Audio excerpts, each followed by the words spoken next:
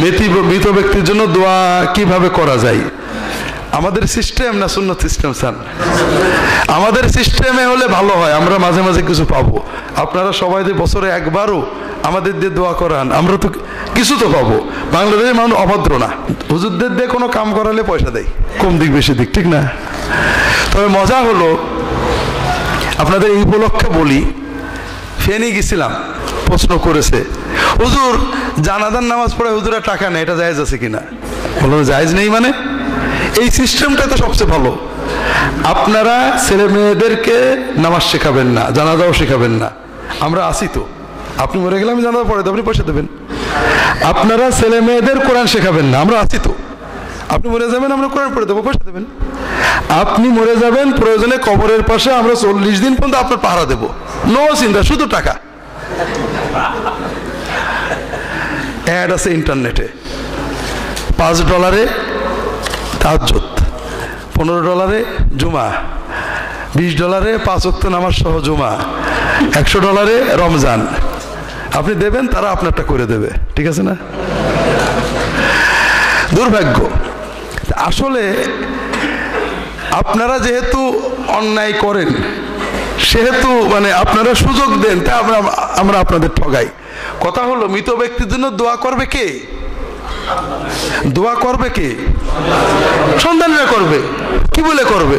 আল্লাহ আমার আব্বার মাফ করেন, আল্লাহ আমার আব্বার মর্যাদা বাড়িয়ে দেন। নাকি আমরা সবাই যে দোয়া না করলে আল্লাহ নেবে না? প্রত্যেক সময়ে, সব সময়ে চলতে, আপনি গাড়িতে বসে আছেন, হঠাৎ আব্বা, আল্লাহ আমার আব্বাকে মাফ করে দাও, আমার আব্বা এত কিছু করে, আম্মাকে মাফ করে, আমার নানিকে মাফ করে, দাদিকে মাফ করে দাও। মুখে বলতে থাকবেন আল্লাহ মাগফিরাল্লাহ, আল্লাহ মারহামু, আল্লাহ ইগফিরলাহু, দোয়া করতে থাকবেন, বাংলায় বলতে থাকবেন। এটা হলো পিতামাতার জন্য দোয়া। সেজদায় যে দোয়া করবেন, আল্লাহ মাগফিরাল ওয়ালিদি, আল্লাহ রাব্বিরহামহুমা কামা রাব্বায়ানি সগীরা, হাত তুলে দোয়া করবেন। 24 যখন মনে থাকবে পিতামাতার জন্য দোয়া করতে থাকবেন, জীবিতর জন্য দোয়া করবেন, মৃতের জন্য দোয়া করবেন। এইটা হলো সুন্নত, সব সময় করবেন। খুব ভালো করে বুঝুন, আমরা মনে করি যে নাউজুবিল্লাহ, আল্লাহ বোধহয় হুজুরের মতো, হুজুরের 200 টাকা হাতিয়া নাচ দিয়ে যদি দোয়া চাই, বোধহয় আল্লাহ দেবে না।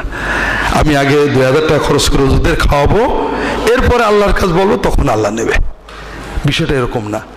আপনি মনের আবেগে শুধু বলবেন আল্লাহ আমার আব্বার মাফ করে দাও, এই কথাটা কবুল হলে সঙ্গে সঙ্গে আপনার আব্বার আমলনামায় নেকি জমা হয়ে যাবে।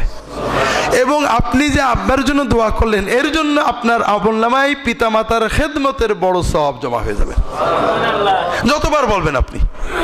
কাজে পিতামাতার জন্য, মৃত ব্যক্তির জন্য দোয়া করবে মূলত সন্তান, এবং এভাবে করবে। এছাড়া অন্যান্য মৃত ব্যক্তিদের জন্য আমরা দোয়া করতে পারি সব সময়। আল্লাহ কোরআনে বলেছেন, আল্লাযীনা জাউ মিন বাদিহিম ইয়াকুলুনা রাব্বানা ইগফির লানা ওয়া লিইখওয়ানিনা আল্লাযীনা সাবাকুনা বিল ঈমান।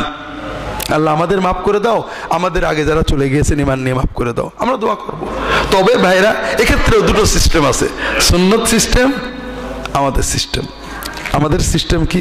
আল্লাহ আমাদের মাফ করে দাও, আমাদের সেক্রেটারি সাহেবের, সভাপতি সাহেবের, আমাদের মসজিদ কমিটির অমুকের, অমুক আব্দুল সালাম, আব্দুল করিম, বলি না আমরা? প্রত্যেকেই খুশি, আমার আব্বার নামটা বলেছে, ঠিক না? এতে মানুষ খুশি হয়। রাসূলুল্লাহ সাল্লাম অন্য নিয়ম শিখিয়েছেন, দেখেন আপনাদের পছন্দ হয় কিনা। সাহাবায়ে কেরাম নামাজ শেষ করে আত্মায়াতে বসে সালাম দিতেন, আসসালামু আলান নবী, আসসালামু আলা জিবরিল, আসসালামু আলা মিকাইল, প্রত্যেকের নাম ধরে ধরে দিতেন। রাসূলুল্লাহ সাল্লাল্লাহু আলাইহি ওয়াসাল্লাম বললেন, এত লাগবে না, তোমরা বলবে আসসালামু আলাইনা ওয়া আলা ইবাদিল্লাহিস সালিহিন, আল্লাহ আমাদেরকে সালাম দেন, যত নেক বান্দা আসে সবাইকে সালাম দেন। এই একটা বাক্য বললে বিশ্বের যত মানুষের নাম নেক বান্দা হিসেবে আল্লাহর কাছে লেখা আছে, প্রত্যেকের কাছে সওয়াব পৌঁছে যাবে। কত সুন্দর, সহজ।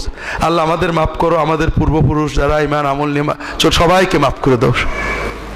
আল্লাহ যত মুসলমান মোমেন মোমেনাত চলে গেছে মাফ করে দাও। এক কথা হয়ে গেল। কথা বুঝতে পারেননি? পিতামাতা জন্য সন্তান নাম ধরে ধরে দোয়া করবে, আর বাকি মুসলমানদের জন্য সবাই সবসময় দোয়া করবেন। দোয়ার কোনো অনুষ্ঠান, জানাজার পরে দোয়ার আর কোনো অনুষ্ঠান সুন্নতে নেই, তবে আমাদের সুন্নতে আছে।